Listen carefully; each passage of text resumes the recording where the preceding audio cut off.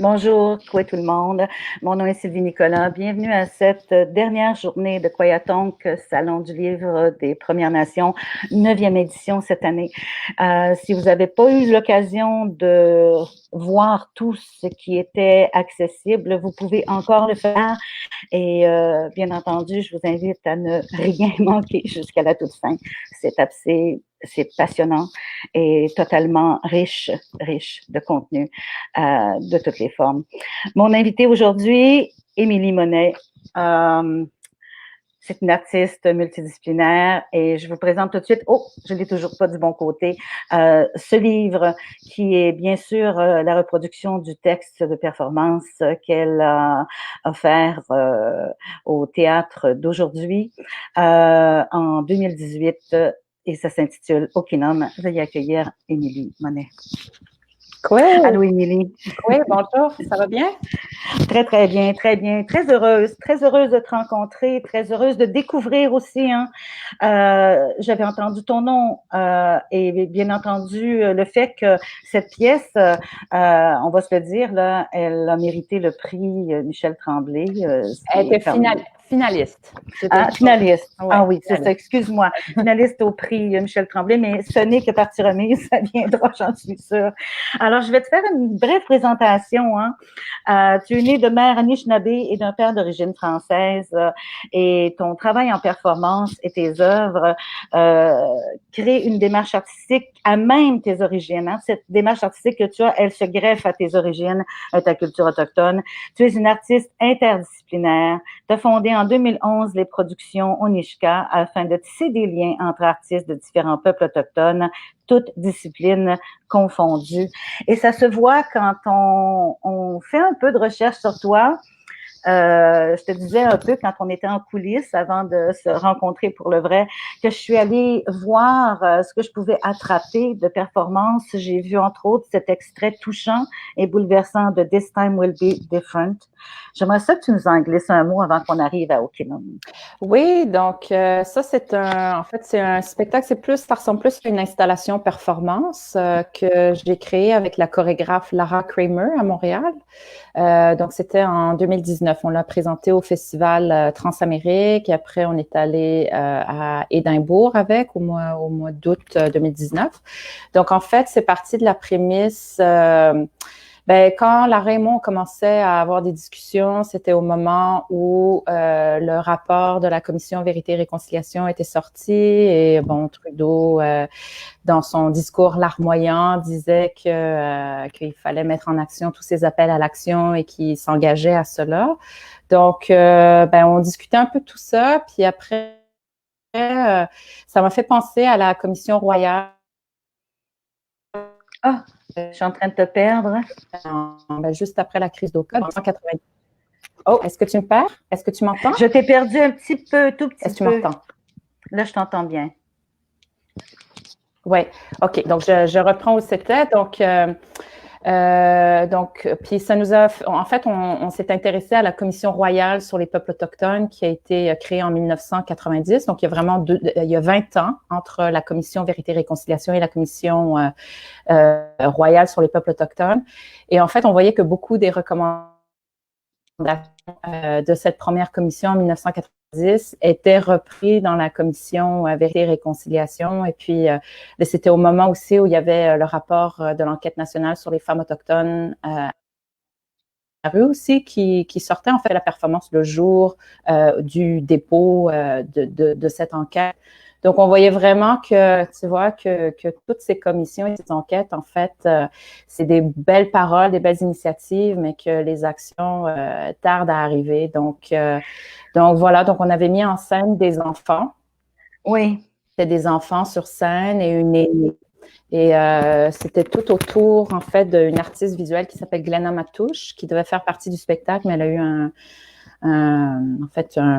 arrêt cardiaque un peu avant, donc elle s'est retrouvée à l'hôpital. Donc, on l'a fait quand même avec ses petits-enfants et une aînée de Ganawagé, mais bon, donc il y a toute une installation sonore aussi avec des entrevues avec nous tous, en fait, tous les participants dans l'œuvre sur notre rapport par rapport aux pensionnats indiens, puis notre histoire intergénérationnelle par rapport à cela.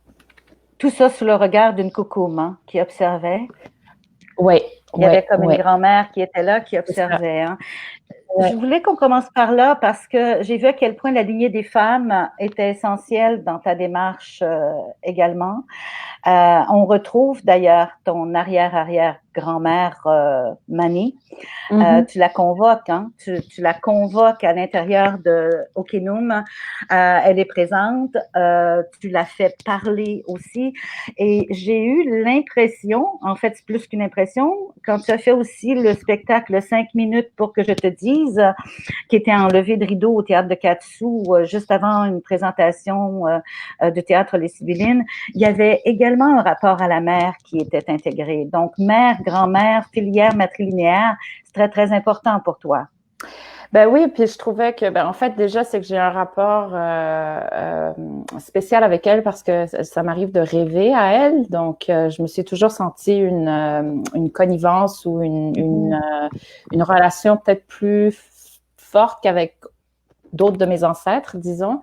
Et je trouve aussi que c'est intéressant aussi parce qu'elle, à son époque, quand elle était une jeune adulte, c'est au moment où la loi sur les Indiens a été créée. Et j'ai l'impression qu'avec chaque génération, c'est comme si on nous retirait quelque chose, ou du moins dans ma famille. Tu vois, je vois vraiment comment avec chaque génération, on nous retire notre ancrage dans notre idée, dans notre identité à cause de toutes ces politiques d'assimilation. Donc, je trouvais que c'était un bon point de départ pour adresser un peu toute cette transmission ou non-transmission, tous ces cycles, en fait, familiaux. Tu commences d'ailleurs la pièce Okinum en parlant de cette intuition, de cette notion d'intuition que tu appelles un don. Et c'est comme ça qu'on entre en contact avec j'ose pas dire le personnage, parce que c'est vraiment l'esprit, hein, c'est l'esprit de Mani qui est présente. Tu reviens avec cette idée d'intuition, tu doutes à un moment donné dans le processus. Peux-tu nous parler de ce doute? Comment ça s'est inscrit dans la création même d'Okinum? Oui, je pense que mon travail, mon écriture ou même mon processus de création dans mon travail est très intuitif à la base. Je crois beaucoup à ça ou au pouvoir du rêve aussi. J'ai l'habitude de noter dans un carnet, tu sais, mes rêves au réveil là aussi. Donc, et puis c'est beaucoup une source, je dirais peut-être la source principale de mes inspirations après. Donc, ce rapport-là pour moi est très très important. Et puis après, Okinum, c'est une autofiction aussi. Ça parle, en fait, au moment où j'écrivais cette pièce, on m'a diagnostiqué un cancer dans la gorge, et je pense que c'est mon intuition qui me disait que je voulais pas tout de suite rentrer dans les traitements que me proposait l'hôpital. Je voulais essayer d'autres voies qui sont plus traditionnelles aussi. Et puis, et donc, mon intuition me disait d'aller vers là, mais bon, c'est sûr que des fois, par les nombreux voyages ou séjours, visite à l'hôpital, le rendez-vous à l'hôpital, souvent, ça me faisait douter après, est-ce que je prends pas la bonne décision? Donc, je pense que c'est à cet endroit-là que se situe le doute de l'intuition, là. Mais voilà, donc je parle de ça un peu, Okinum, entre autres. Mais c'est comme si la pièce elle-même nous confirmait que ton intuition était la bonne, pas seulement pour cette partie-là, mais cette espèce de don lié aux rêves, qui sont les rêves qui s'ouvrent sur ta propre démarche de création, mais sur une meilleure connaissance du retour, je dirais même une meilleure façon d'abolir le temps ou la temporalité, c'est-à-dire de pouvoir faire le lien entre l'invisible et le visible, ce qui fait aussi partie de ta démarche. Ouais, puis vraiment de vraiment prendre soin de ce ressenti qu'on peut ressentir, qui est souvent un peu, qui est très subtil et qui va, je pense, qui nous lie à l'invisible aussi, mais moi, en fait, je trouve qu'il y a beaucoup de brèches qui s'ouvrent quand on va sonder cet aspect-là, en fait. Est-ce que tu comparerais ça aux étendues d'eau qui sont soulevées quand les castors sont, parce qu'il faut bien le dire, hein, Okinum, c'est le mot Anishinaabe pour barrage. Et donc, il y a une exploration dans Okinum de toutes les formes de barrages. Hein. Et tu prends, pour exemple, j'aimerais ça que tu nous en parles, cette espèce de gigantique de gigantesques barrages qu'on retrouve en Alberta. Alors, j'aimerais ça que tu nous glisses un mot là-dessus. Oui, ben en fait, donc, bon, je faisais beaucoup de recherches sur Internet sur les castors parce que la pièce parle vraiment, en fait, c'est un rêve récurrent d'un castor géant que j'ai et qui me parle et qui me donne quelque chose. Et j'essaie de déchiffrer, en fait, ce rêve. Donc, ça part, c'est vraiment la prémisse de la pièce.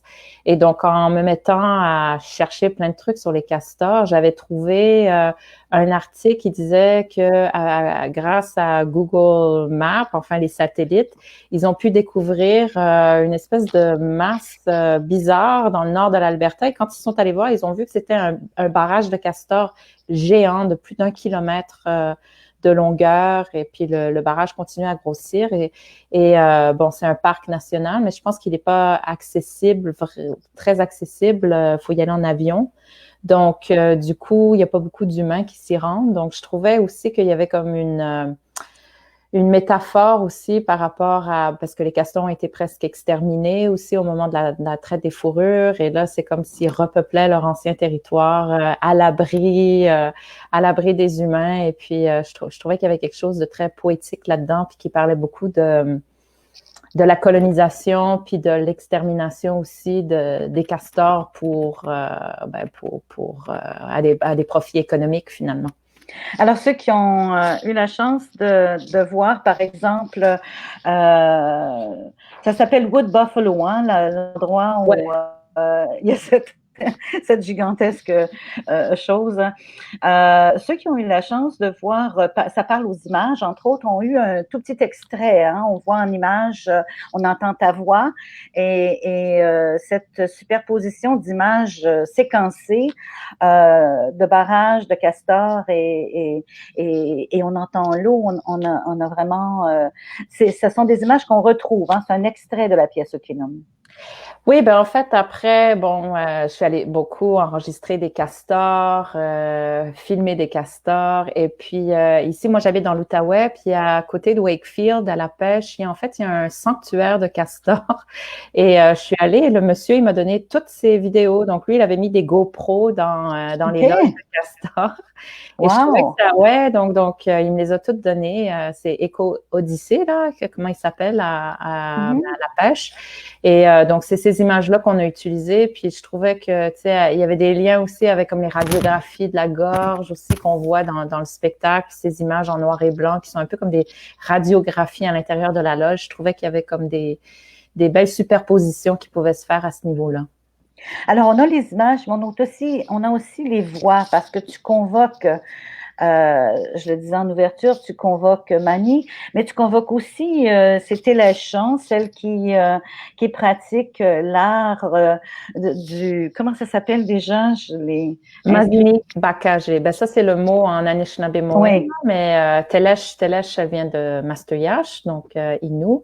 Et bon, tu sais, là, je trouvais qu'il y avait aussi un rapport entre les dents du castor, parce que les dents du castor, elles n'arrêtent pas de grandir. En fait, ils sont toujours obligés de ronger parce que sinon, ils vont mourir. En fait, les dents, j'avais vu des photos aussi sur Internet, un castor, puis ses dents lui avaient rentré dans le cou parce que elles avaient continué à pousser.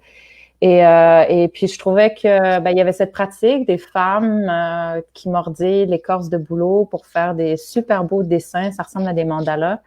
Et bon, je connais quelques personnes qui essaient de le raviver là, autour d'ici, mais c'est ça. Mais je sais que Telesh, c'est comme la grande spécialiste là, donc voilà, j'avais envie de discuter avec elle là-dessus. Donc il y a une entrevue avec elle et puis on l'a pas mordillée aussi dans le spectacle. Et cette voix de Telesh qui raconte comment elle le fait à l'intérieur de la forêt, cette voix, on l'entend dans le spectacle Okinum, elle est présente. Oui, c'est ça, parce qu'en fait, ma pratique est très interdisciplinaire. Bon, c'est la première fois que j'écris un texte, là, où ça part vraiment d'un texte, ce spectacle. Mais ce que j'avais fait, j'ai toujours beaucoup enregistré, puis j'enregistrais mes leçons d'Anishinaabe avec ma professeure Véronique Toski. Et donc, Télèche, c'était une autre entrevue que j'avais fait. Donc, dans le spectacle, il y a beaucoup d'enregistrements sonores de moi qui discutent avec, c'est ça, avec ces personnes-là pour. Donc, oui, c'est ça. Ça ponctue le spectacle, en fait, tous ces enregistrements sonores. Mais c'est comme si chacun de ces liens-là se faisait pour en quelque sorte permettre que se manifeste la présence même de d'autres qui sont dans l'invisible. Et je pense à Mani, entre autres, parce que Télèche nous amène Mani aussi en même temps.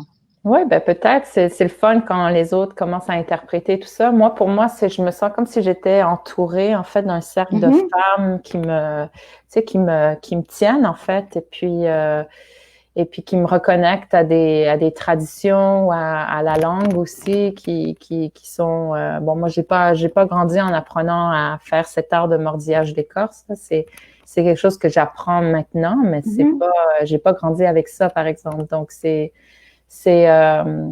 oui, ça crée peut-être une force de se sentir porté par tous ces savoirs, en fait. Tu intègres également celle qui t'aide à apprendre la prononciation de l'Anishinaabe-Mowin. Et ça aussi, c'est extrêmement intéressant parce que tu nous amènes, parce que la parole, en fait, ou l'apprentissage d'une langue, c'est assez invisible, ça aussi. Et donc, tu rends visible je dirais, ce mordillement qui est plus un mordillage dans l'écorce, mais qui est un mordillage dans la langue. Et il y a même des endroits où elle te fait répéter et où pour exprimer ce que tu as besoin de continuer à dire sur le sens même de cette démarche artistique, tu lui demandes quels sont les mots en Anishinaabe-Mowin et elle corrige constamment ta prononciation. Ça aussi, c'est venu comme tout naturellement? Je voulais aussi, en fait, toute cette trame de moi qui apprend la langue, c'est aussi une trame narrative dans le spectacle. Puis je voulais témoigner de ma difficulté aussi par moment à apprendre. Je veux dire, c'est quand même beaucoup d'émotions qui sont associées à ça parce que c'est pas une langue avec laquelle j'ai grandi. J'ai grandi avec des mots ici et là, mais pas avec la langue. Donc, je me souviens au début, on avait commencé un groupe d'apprentissage de la langue à Montréal il y a quelques années. On était plusieurs femmes, toutes issues de communautés différentes algonquines. Et c'était vraiment spécial pour moi. Au début, j'avais du mal à en parler sans me mettre à pleurer parce que d'une part, parce qu'il y a toute cette beauté, cette richesse et cette sagesse qui est imbriquée à même les mots et la racine des mots. Donc, d'avoir accès à ça, c'était wow! Il y a comme tout un nouveau monde qui s'ouvre. Mais il y a aussi toute la tristesse et la colère aussi que ça n'a pas été transmis, qu'il y a eu une coupure aussi dans la transmission de la langue, puis que du coup, on a été coupé de tout ça, en fait, de toute cette vision, conception du monde qui est imbriquée dans la langue. Donc, il y a beaucoup d'émotions qui sont associées avec l'apprentissage de la langue. Il y a aussi des moments où je me dis, est-ce qu'un jour, je vais pouvoir le parler complètement, être complètement... bon, je parle plusieurs langues, là, mais donc, je sais pas, moi, je parle 4 langues couramment, donc ce serait la 5e. Mais est-ce que je serais complètement quadrilingue un jour? Est-ce que je parlerais complètement cette langue-là? C'est dur en ville aussi, avec qui tu pratiques. Il y a beaucoup de questions qui se posent par rapport à ça. Donc je voulais, comme, à travers l'apprentissage, puis comment Véronique me corrige, montrer la difficulté par moment ou tout ce que ça génère, en fait, en moi de ce chemin-là. Émilie, j'aimerais ça que tu nous lises, on s'en est parlé un petit peu avant d'entrer en ondes, mais j'aimerais ça que tu nous lises un passage qui, on aurait pu lire toute la pièce au complet, hein, on sait bien, c'est quelque chose qui se fait pas, mais tous les passages sont plus qu'intéressants et tous liés à une forme de rituel. Mais j'aimerais que tu nous lises ce passage dont nous allons parler tout à l'heure, toi et moi, et ça commencerait avec les colères de ta mère. Oui, OK, donc c'est ça, le chapitre s'appelle « Les colères de ma mère ». Il y a toute une partie juste avant, je vous contextualise un peu juste Oui, avant. absolument. Où je raconte comment j'arrive à retenir ma respiration sous l'eau pendant longtemps. Et puis, bon, je le compare au castor. Et je dis, ce sont les colères de ma mère qui m'ont appris à avoir autant de souffle. Abandonner son mode de vie nomade. Devoir demander la permission à l'agent indien pour quitter la réserve. Ne plus pouvoir pratiquer ses cérémonies. Être enlevé à ses parents. Ne pas grandir avec sa famille. Ne pas parler sa langue, épouser un blanc et ne plus pouvoir léguer la maison où on a grandi à ses propres enfants, se faire interdire une place au cimetière avec les os de ses grands-parents et de ses arrière-grands-parents, s'assimiler, être déconnecté et se taire et réprimer sa colère, se taire et se cacher derrière, se construire un énorme barrage jusqu'à ce que ça explose parfois. Ne pas être vulnérable, ne pas laisser aller. C'est pas donné à tout le monde, la vulnérabilité.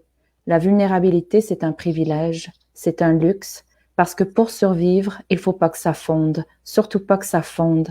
Faut pas se faire prendre au piège, surtout pas se laisser apprivoiser, parce qu'être vulnérable, c'est dangereux, parce que si ça dégèle, tout va se déverser, parce que si le barrage saute, je ne serai plus protégée. Je le sais, tu le sais, on le sait toutes. La vulnérabilité est un privilège qui ne nous est pas donné à nous. Anishinaabe Ikweg. Squaw, ouvre tes jambes. Squaw, que je prenne tes rivières, tes montagnes, tes forêts. Ouvre tes jambes, squaw. Traite des femmes, squaw. Traite des fourrures, squaw. Castor massacré, squaw. 150 pots contre un fusil, maudite sauvage. Femme violée, slut. Peuple massacré, squaw. Castor exterminé, squaw. Contre miroir, casserole, fusil. Commerce des pots, beaver. Commerce des chapeaux à la mode en Europe. Ma belle sauvage. Commerce des femmes, slut. Encore aujourd'hui, slut. Squaw, beaver, femme, castor. Terme utilisé en France au 19e siècle pour dire prostituée. Fucking whore. Pot, canot, squaw. Coureur des bois, coureur de peau, squaw, castor massacré, plus d'1 million par année, squaw, tué, colonisé, exterminé, tué, colonisé, avidité, colonisé, exterminé, tué, colonisé, tué, s'enrichir, tué, oublier, disparaître, squaw. Bon, c'est sûr qu'il y a toute la conception sonore de Jackie Gallant, qui en fait c'est un solo, mais Jackie, elle fait vraiment la musique live. Elle fait vraiment comme un second interprète, donc il y a vraiment comme ce va-et-vient entre ce que Jackie propose sonorement et voilà. Et mon texte qui est plus un peu comme un slam à ce moment-là, je dirais. Mm-hmm. Oui, qui est aussi quelque part une façon de faire monter l'eau, comme si le barrage était repris en main, non pas de la même façon, c'est-à-dire pour créer des blessures ou des déchirures, mais bien pour voici mon propre barrage à tout ce qui a été enlevé avant, ou pour contrer la dépossession, je dirais. Ouais, ben dans la pièce, oui, c'est vraiment aussi sonorement où le barrage explose, en fait, finalement, et la voix est libérée. Ouais. Émilie, j'aimerais ça qu'on revienne un peu en arrière, un peu je dirais, avant la création d'Okinum. Ta formation, c'est une formation double, hein, c'est École nationale de théâtre et Oudinok, hein, si je ne me trompe pas. Il y avait une formation, c'est ça, que Oudinok avait donnée pour, c'est ça, en partenariat avec l'École nationale. Donc, moi, j'avais fait 2 ans de cette formation vers la fin. Puis après, c'est ça. Mais en ce moment, je suis artiste en résidence à l'École nationale de théâtre avec un profil plus mise en scène. OK. Donc, je dirais c'est ça plus ou moins ma formation en art, là. Mais tu es aussi toujours en lien avec toutes les autres disciplines. Et ça veut dire autant le travail artistique des multimédias, on pourrait le dire ainsi, que la danse. Parce que déjà dans la formation de ta troupe, il y avait cet intérêt de t'allier aux artistes des autres nations. Oui, ben en fait, moi, mon parcours, j'ai pas été dans les arts tout le temps. J'ai travaillé plus en justice sociale et avec des associations de femmes autochtones à travers les Amériques. Donc, j'ai fait ça pendant plusieurs années. Et à la fin, je travaillais à Ganawagé, à l'Association des femmes autochtones du Québec, comme coordonnatrice du dossier international. Et toutes ces expériences-là m'ont beaucoup formée, m'ont beaucoup euh, ont forgé mon engagement aussi par rapport à toutes ces questions-là. Donc, je pense que ça se transmet dans ma pratique ou dans les sujets que j'ai envie d'aborder à travers ma démarche, en fait. Et ça fait, bon, donc c'est ça, je parle le portugais et l'espagnol couramment à cause de ces expériences-là. Donc, la vie m'emmène quand même à continuer à développer des projets artistiques avec des artistes autochtones de l'Amérique du Sud aussi. Donc voilà, donc il y a beaucoup de projets aussi, surtout en Colombie. Dernièrement, les dernières années, c'est plus avec la Colombie que je suis plus en lien et avec qui je développe. En fait, je développe un projet avec une artiste autochtone de l'Amazonie en Colombie qui s'appelle Wairanina depuis quelques années déjà. Là, c'est une collaboration à long terme. Et puis, en fait, on devait produire là l'été dernier, mais à cause de la pandémie, elle n'a pas pu venir ici. Mais j'espère que dans un an et demi, là, on va pouvoir reprendre la création et puis vraiment présenter notre spectacle. Le spectacle sur lequel tu travailles en ce moment s'intitule? Ben, celui-là, en fait, c'est un des projets sur lesquels je travaille. Il s'appelle Nigamon Tunai. Donc, c'est vraiment sur... Tunai, c'est un mot en Inga dans la langue de mon ami Waira. Donc, c'est sur le chant. Puis, c'est toute une réflexion sur le chant. Ben, en espagnol, en espagnol, il y a une plus grande connotation de plusieurs choses. On dit canto callado. Donc, ça veut dire c'est le chant soit... éteint, qui est tu, ou le chant qui est silencieux. Donc, mais en espagnol, callado veut dire les deux choses en même temps. Et puis, c'est elle vient d'une région où il y a eu énormément de violence et c'est le berceau de la guérilla, en fait, de la FARC et tout ça. Donc, il y a eu beaucoup aussi une présence des paramilitaires. Donc, il y a eu énormément de violence dans sa communauté. Donc, on regarde un peu, c'est ça, toute cette question-là, puis du rôle des femmes dans la protection de l'eau face à la violence, en fait. As-tu l'impression que de traverser l'apprentissage des langues, ou en fait, c'est bien ce que tu as fait jusqu'à maintenant, et tout le travail de justice sociale, que ça se recoupe à l'intérieur même des langues et des mots, parce que c'est très, très important dans Okinum déjà, et on sentait bien dans les autres performances que j'ai pu explorer un peu dans ce que tu as fait jusqu'à maintenant, on a l'impression que la langue, même dans le silence, parce que tu parles de silence ou enfin de chants plus intérieurs ou de rituels, que la présence manifeste de cette exploration des langues charrie nécessairement tout le reste des souffrances, des douleurs et, on va le dire ainsi, des barrages qui ont été posés.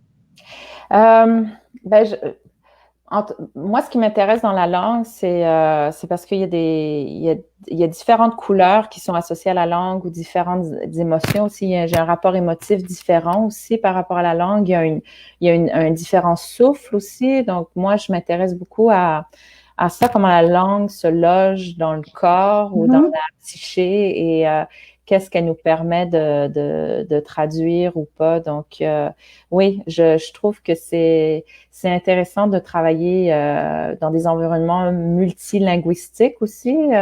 C'est quelque chose que j'ai vraiment envie de plus pousser, notamment avec ce projet-là, parce qu'il y a comme 5 langues qui cohabitent. Et puis, donc, il y a le français, l'anglais, l'espagnol, l'Inga et l'Anishinaabemowin. Et Et je regardais des vidéos de choses et puis j'étais comme, parce qu'on documente en fait tout notre processus depuis 5 ans. Donc, c'est plus du théâtre documentaire aussi là qu'on fait. Et, en fait, ça marche assez bien quand même de faire cohabiter toutes ces langues-là ensemble.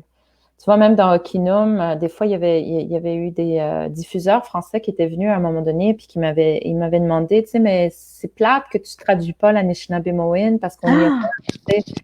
Et là, je me suis dit, non, moi, je veux pas traduire parce que... J'allais dire non, non, non aussi.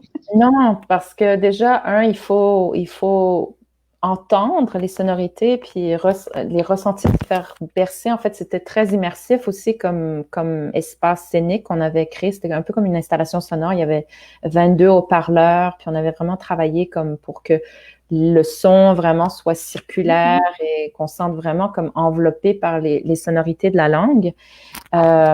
Donc, il y a ça aussi. Je pense que les gens comprennent aussi quand je parle Anishinaabemowin, c'est plus quand c'est relié au rêve ou à un contact plus à l'invisible. Donc, pour moi, je pense qu'on comprend sans avoir accès à tout. Et puis aussi parce que ça, tu sais, c'est tellement un effort pour le réapproprier l'Anishinaabemowin, pour l'apprendre. Donc, tu n'as pas envie de tout donner ça, tout mâcher à quelqu'un pour le consommer comme ça. Je trouvais que c'était pas respectueux envers la langue et mon processus d'apprentissage aussi. Mais c'est une présence, la langue. En tout cas, dans Okinum, on le sent très, très bien. Elle prend corps. Ouais. Puis c'était important aussi parce que je me souviens, à un moment donné, il y avait un aîné qui m'avait dit tu sais, c'est important quand tu es en cérémonie de te présenter dans la langue puis avec ton nom spirituel et ça, pour que tes ancêtres puissent te reconnaître. Donc, ma question, c'était, mais si tu parles pas la langue, est-ce que ça veut dire que tes ancêtres, ils peuvent te comprendre alors, ils t'entendent? Donc, c'est un peu devenu comme une question que je me pose dans Okinum et puis qui a inspiré une scène en particulier, là. Je pense que ça s'appelle Le Déluge, où il y a les 3 langues qui vraiment s'embriquent. Oui. Les unes dans les autres. Et c'est les 3 langues de mon identité, finalement, l'anglais, le français et l'Anishinaabemowin. D'ailleurs, en anglais, les passages très brefs qui viennent, les segments, on a toujours l'impression que c'est là où loge la vulnérabilité. Certaines choses qui ne sont pas dites dans l'apprentissage de l'Anishinaabe, certaines choses qui ne sont pas dites en français trouvent leur mouvement d'eau très, très, très, très fluide en anglais. Est-ce que j'ai bien lu ou j'avais vraiment le sentiment qu'on était dans ces instants de vulnérabilité où le barrage est sur le point de céder? Oui, ben, je sais pas, j'ai jamais pensé comme ça, mais c'est intéressant de vous entendre dire ça. C'est sûr que le français, c'est ma langue première, donc peut-être que quand je vais en anglais, il y a moins de charge émotive qui est associée à ça, donc ça me permet peut-être d'exprimer des choses qui sont peut-être plus difficiles en français. Je trouve aussi que l'anglais, là, on l'a traduit en anglais parce qu'on va faire Okinum dans une version plus anglophone. Il va quand même y avoir du français dedans, là, qu'on doit jouer, on devait jouer en octobre et là, je pense cette semaine, j'aurais dû être au Centre national des arts avec. Mais bon, donc c'est ça, mais je trouvais qu'il y avait en revenant à l'anglais, il y a comme c'est peut-être plus direct. On a besoin de moins de mots pour dire les choses, donc j'avais l'impression que ma parole devenait plus comme une flèche, si on veut. Donc, en tout cas, c'est vraiment fascinant en fait de travailler les langues puis de voir comment ça vient teinter, ça vient donner une couleur différente, en fait, au texte à cause de la langue. Okinum, c'est sûr que le sens, c'est barrage, mais c'est aussi si on retourne à l'étymologie ou aux racines du mot lui-même, et c'est intégré aussi dans la pièce, je pense que Okin, c'est Okin qui veut dire os, les os. Est-ce que tu peux comme nous parler de la façon, parce que c'est intéressant de voir que c'est un barrage, mais quand on sait que c'est la façon dont les castors... En tout cas, je te laisse aller sur cette idée des eaux. Ben, Oui, en fait, j'ai comme l'énorme privilège, en fait, d'apprendre l'Anishinaabe-Moin avec Véronique Toski, qui vient vraiment aussi décortiquer la racine des mots et qui vient vraiment pouvoir me donner plein d'informations à ce niveau-là. Donc, quand elle avait décortiqué le mot Okinum, en fait, ça voulait dire comme presque un cimetière d'os, en fait, ou des os amoncelés. Donc là, c'était comment? Ben, est-ce que en fait, oui, ça fait du sens aussi parce qu'un arbre qui est rongé, ça devient comme un ossement aussi. Donc, il y avait comme ce parallèle par rapport à ça. J'aimerais aussi que tu fasses le pont avec, en tout cas, je veux ramener Mani, parce qu'on a l'impression qu'elle est celle, oui, bien sûr, le don, l'intuition, c'est une présence de l'invisible liée à tes racines, à tes origines, mais elle est extrêmement forte. Est-ce que je me trompe? C'est comme un personnage tout droit, évidemment, tu la convoques de l'invisible, mais jamais sa force n'est ébranlée. Oui, c'est vrai. Peut-être, je l'ai jamais connu, hein. Oui, je sais, c'est ce qui est absolument fascinant aussi. Je l'ai jamais connu, donc est-ce que bon après, j'ai une image d'elle et tout ça qui est teintée par les histoires que j'ai entendues d'elle. Donc, est-ce que c'est ça qui fait ma connaissance d'elle? Je me sens, comme je disais, tu sais, j'ai rêvé qu'à quelques reprises à elle. Donc pour moi, c'est comme c'est comme si elle est venue me rendre visite dans mes rêves. Et puis c'est comme une façon de peut-être honorer en fait ces cadeaux de l'invisible quand elle vient me rendre visite en rêve. Donc c'est une façon pour moi de l'honorer, de lui dire merci aussi. Oui, tu en parles, hein, tu évoques l'idée que tout le processus artistique ou cette démarche de Kinum est aussi une façon de remercier ceux qui t'ont précédé. Oui, définitivement. Je pense que c'est important. Je pense que ça fait partie de la guérison aussi. C'est ça. Oui, définitivement. Intéressant parce qu'on a justement une question d'André Levesque, oui, sur la guérison. Okay. Oui, je pense que tu vas la voir apparaître. Oui. Est-ce que tu la vois en ce moment? Oui, je la vois. Veux-tu la formuler et y répondre? Oui, alors André, elle dit « La guérison, Émilie, est venue en même temps que le processus de création de Kinum. Et maintenant que tu es guérie, qu'est-ce que ça a changé dans ta façon d'être artiste ou d'être? » Oui, en fait, donc quand j'écrivais, oui, j'avais un cancer mais quand j'ai fait le spectacle, donc c'était en août 2018, le cancer il n'est plus là. Donc j'étais déjà guérie au moment de le faire et je me souviens que c'était des questionnements. Je me dis, mais tu sais, étant donné que j'ai guéri, voilà, c'est quoi la pertinence de faire ça et tout ça? Mais je pense que ce spectacle, en fait, c'est un solo, c'est le premier texte que j'ai écrit, c'est quand même un texte très personnel, même si c'est de l'autofiction aussi, là, à certains endroits et tout. Mais je pense que ça a été un peu comme un accouchement dans ma voie d'artiste aussi. J'avais besoin, en fait, de plonger comme dans mon identité, dans mes identités, puis comment toutes les...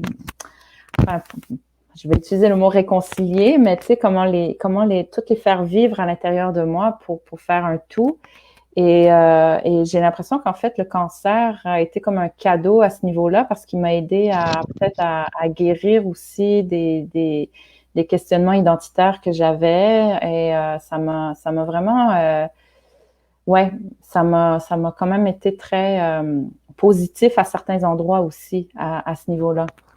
Et puis maintenant, tu vois, c'est comme si maintenant, je suis ailleurs. Là, maintenant, mon nouveau projet, c'est sur la vie de la première personne autochtone qui a eu un cas juridique, en fait, ici au Québec, qui s'appelle Marguerite Duplessis. Oui. première esclave aussi, avoir eu un procès juridique pour demander sa liberté. Donc, on dirait que là, maintenant, j'ai plus envie de questions plus larges ou ben, This Time Will Be Different, c'est un exemple aussi. Mais je pense que j'avais besoin d'aller dans quelque chose de très, très personnel pour peut-être faire éclater ce barrage-là, puis maintenant aller à d'autres endroits. Et là, qu'on devait reprendre le spectacle, parce que maintenant, j'y pense plus. À un moment donné, je veux dire, c'était tout le temps là que je pensais au cancer et tout ça. Et maintenant, c'est comme une histoire qui fait partie de ma vie, mais c'est plus un truc auquel je pense du tout. Donc, mais je pense que c'est dans ce sens-là, le spectacle m'a aidé à guérir ça. En fait, ceux ou celles qui n'auraient pas eu l'occasion d'entendre le balado de Marie-Ève Bradette autour du thème du corps pourraient retourner là et entendre l'extrait que tu lis justement sur ce rapport au corps et le rapport au cancer. Aux aiguilles, je pense, oui. Ouais, non, dans les biopsies, c'est c'est vraiment intéressant cette idée. Mais peut-être le théâtre aussi, ultimement, là, dans l'absolu, est-il une pratique de guérison, peu importe le type de guérison? Moi, je pense que oui. Moi, je pense définitivement que oui. C'est vraiment tu sais, on crée un espace sacré, on invoque l'invisible, les forces qui nous entourent. On est ancré dans le territoire sur lequel on présente. Moi, je pense définitivement que il y a un grand pouvoir de transformation puis de moments partagés ensemble. Oui. En tout cas, dans ce spectacle-là, j'ai vraiment senti qu'il y avait une dimension de guérison. Tu vois, le texte que j'ai lu, bon, à la fin, je crie et c'était vraiment libérateur de crier. Et souvent, quand il y avait des femmes autochtones qui venaient voir le spectacle, tu sais, c'était toujours ça dont elle parlait. Elle me disait beaucoup, ah, ça doit faire du bien. Je suis comme, oui, ça fait du bien. Oui, ça fait du bien. Et ouais. Et maintenant, c'est comme si, ben, ça fait toujours du bien de crier, mais j'ai plus comme ce besoin de crier comme je l'avais au moment de la création. Donc, j'imagine il y a des choses qui se passent là. Il y a un cheminement. Oui, il y a des choses qui se libèrent et qui se transforment. Si tu me permets, je vais faire une petite parenthèse. J'ai vu qu'on t'avait demandé de faire la présentation de Je vais te marcher ça qui donne son nom au prix Je vais te marcher ça de la Ville de Montréal. Ça m'a interpellée. J'ai été vraiment fascinée. Tu fais une très, très belle présentation de Je vais te marcher ça. Je l'ai eu comme professeure, moi, dans une autre vie. Elle m'a enseigné justement l'écriture dramaturgique en théâtre. Est-ce que tu connaissais Je vais te marcher ça comme dramaturge? Non, pas beaucoup. En fait, ben, il y avait Véronique Hébert m'en avait parlé à l'époque, donc j'avais entendu parler d'elle, mais j'avais jamais lu son œuvre et tout ça. Puis quand c'est Espace Go m'ont demandé si je pouvais faire, c'est ça, la présentation de Jovette, ben, c'est là où j'ai dû faire un peu de recherche et tout ça. Et puis je me suis dit, waouh, quelle femme, quelle personne incroyable. Donc ouais, donc c'est super qu'ils ont créé un prix à son honneur aussi. Artiste en art visuel aussi, très, très, très inspiré, je dirais, par les représentations autochtones, toutes autochtonies confondues, et auteur, entre autres, de la pièce Le merveilleux voyage d'Émilie Carr. Oui, que j'ai lu, que j'ai adoré. Non, vraiment tout un univers très... Ouais, ces femmes telluriques et tout ça. Donc, en tout cas. Je trouvais ça très, très beau parce que je trouvais que c'est par hasard que je suis tombée sur cette vidéo où tu en fais la présentation. C'est toi que je cherchais. Et donc, je retrouvais quelqu'un qui était vraiment, dont la voix était puissante, là, et que j'ai connu. Donc, ça faisait aussi, ça aussi un lien extrêmement intéressant qui m'a vraiment touchée. Ouais, j'aurais aimé ça la connaître. Ça aurait été, ouais, j'aurais aimé ça. C'est un personnage. C'est un personnage. Oui. Je suis restée amie avec elle jusqu'à son décès, mais c'était vraiment quelqu'un qui vibrait vraiment profondément, et pour qui chaque mot avait une importance sacrée. Ce qui m'amène donc à revenir au côté sacré de Kinum, parce qu'il y a quand même toute cette notion de rituel d'un tableau à l'autre et cette idée que le sacré peut être intégré de façon extrêmement naturelle. Ça, c'est une chose que je t'ai pas vu sur scène faire ce show, mais j'avais l'impression en lisant, et je l'ai relu quelques fois en relisant Equinum, à quel point j'avais l'impression de te voir, parce que les didascalies sont très, très bien écrites. On sent vraiment tout le contexte. Mais cette idée de l'abandon au naturel, j'avais vraiment l'impression d'un abandon au naturel qui, dans le fond, était aussi une forme sacrée de façon de faire. Ben, je pense que en fait le sacré il est dans tout, hein. C'est dans le quotidien, c'est pas très mystérieux finalement. C'est donc je pense que oui il y a quelque chose de ça aussi, de le placer ou que l'invisible soit parallèle au visible tout le temps, tu sais. Donc moi c'est toujours des choses, tu sais, dans ma pratique, ça se manifeste, mais même dans ma vie tous les jours, c'est des choses auxquelles je suis sensible. Donc, oui, je trouve que c'est naturel. Il n'y a rien de trop mystique ou mystérieux dans tout ça. Ça fait juste partie de la vie. Ouais. Ouais. C'est comme chaque journée apporte d'elle-même, de façon toute naturelle, la partie sacrée de notre présence au moment où on est en présence de la chose elle-même. Il y a une question que tu la vois sur la traduction, parce que tu parlais de la traduction en anglais d'Okinum. Est-ce que tu veux y répondre? Alors, une question de Sonia.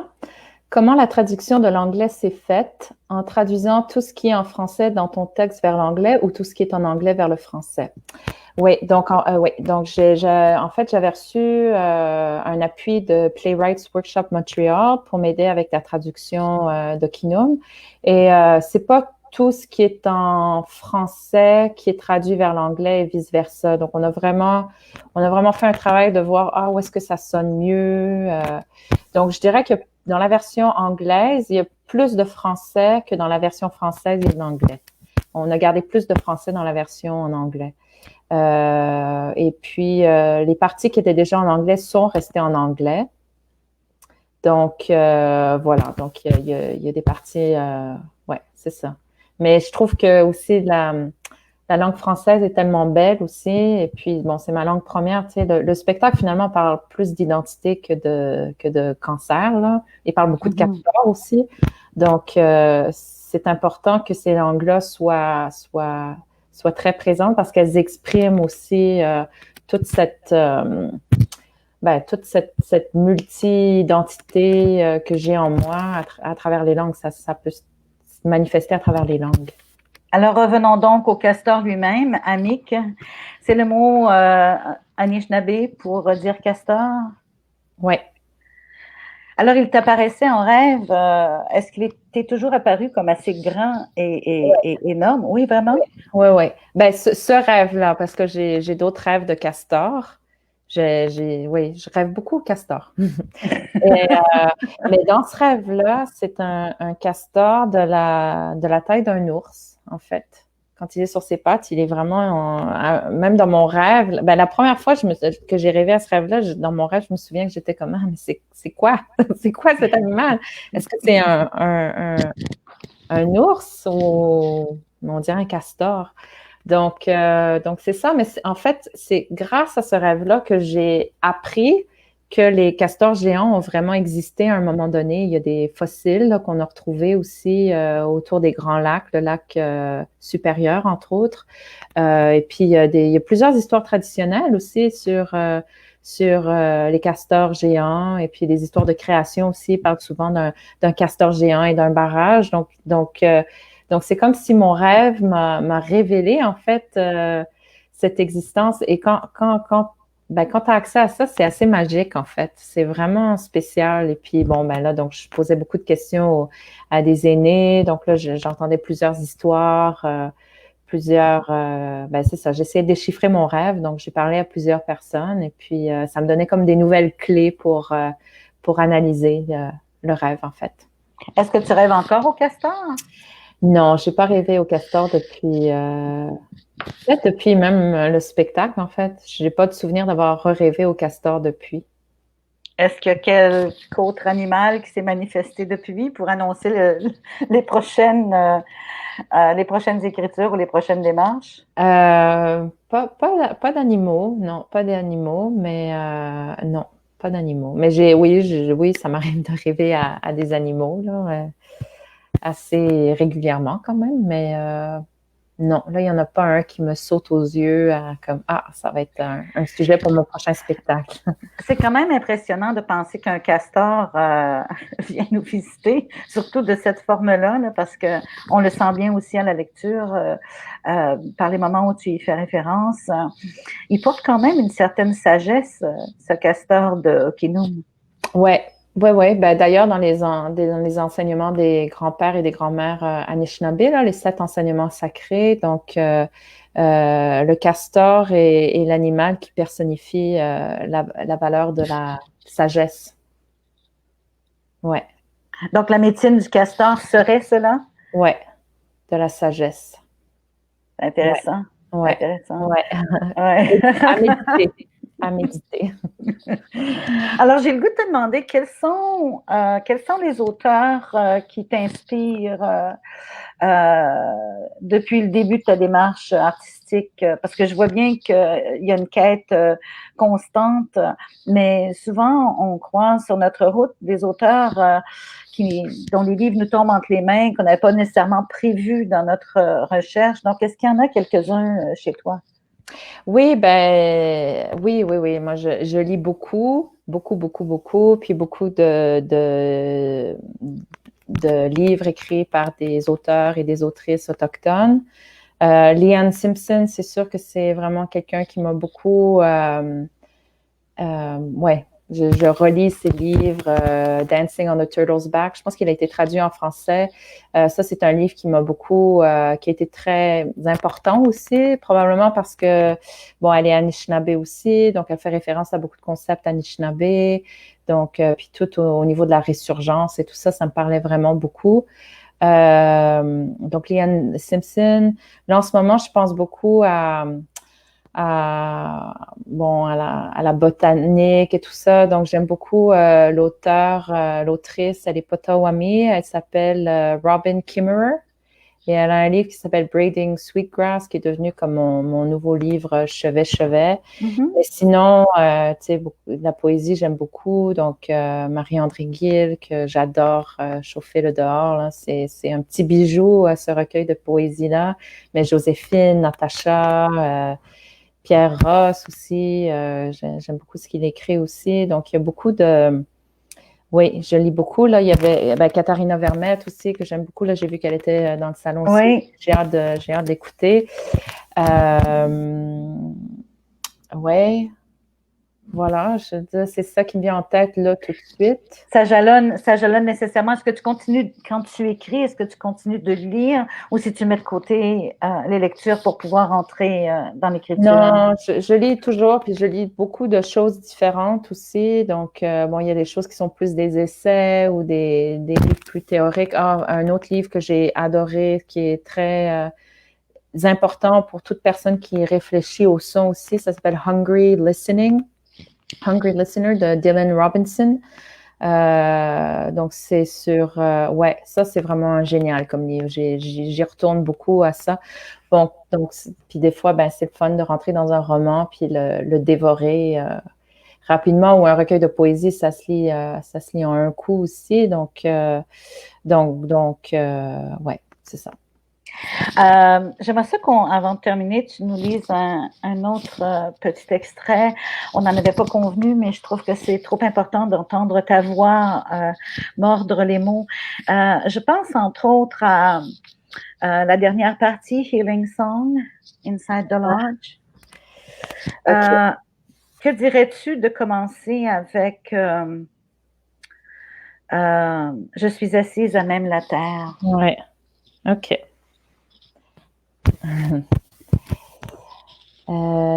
Je suis assise à même la terre.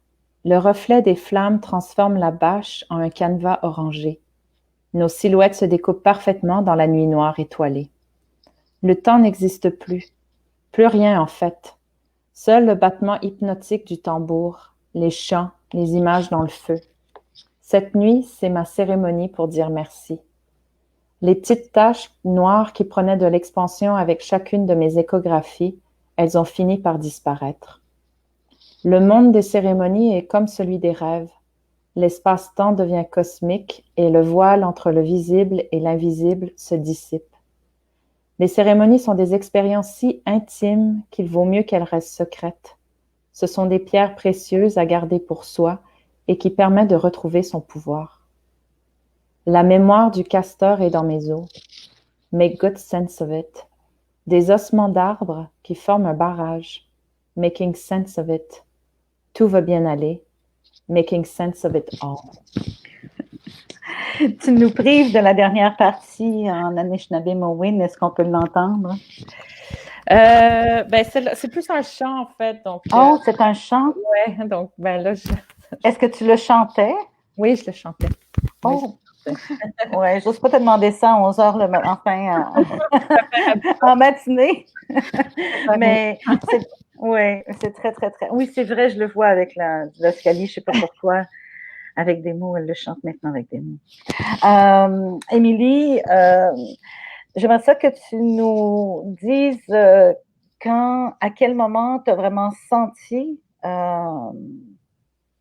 puis ça peut être aussi très tôt dans l'enfance en termes d'intuition, à quel moment tu as senti qu'il y avait un appel de la scène ou un appel qui t'amènerait sans que tu puisses formuler clairement que c'était un appel vers la scène, mais à quel moment tu as senti que c'était là pour toi? C'est une bonne question. C'est une bonne question. Je pense depuis toute petite, j'ai toujours aimé beaucoup imaginer des histoires. Et puis, j'avais une petite sœur qui pouvait être ma cobaye et que je mettais en scène, que je disais, j'inventais des histoires qu'on mettait en scène. Mais j'ai eu un cours de théâtre aussi à l'école quand j'avais 10 ans qui m'a marqué. Mais après, j'étais devenue quand même très timide. Et je pense que j'ai pas eu le courage, en fait, d'aller vers là. Et puis, ça a été vraiment c'était à 24 ans, en fait.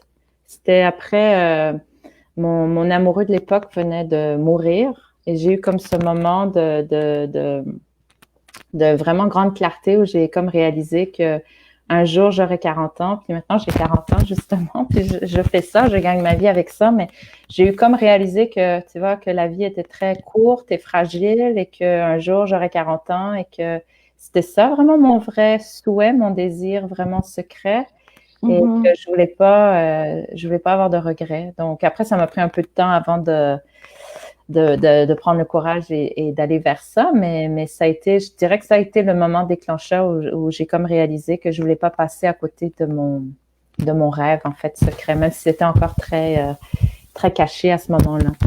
Donc, voilà. Un rêve qui répondait aussi à un appel. J'ai l'impression que le castor t'attendait, tu avais rendez-vous. Peut-être, oui. Émilie, ça a été formidable de pouvoir échanger avec toi autour d'Okinum, mais aussi autour de ta démarche.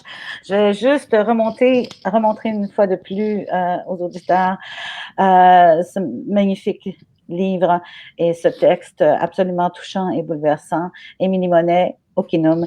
C'est publié aux éditions Les Herbes Rouges.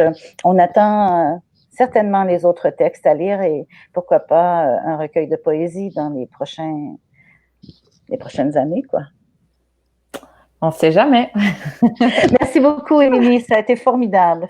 Oui, merci beaucoup à toi, Sylvie. Oui. À bientôt. Oui. Bye. Oui.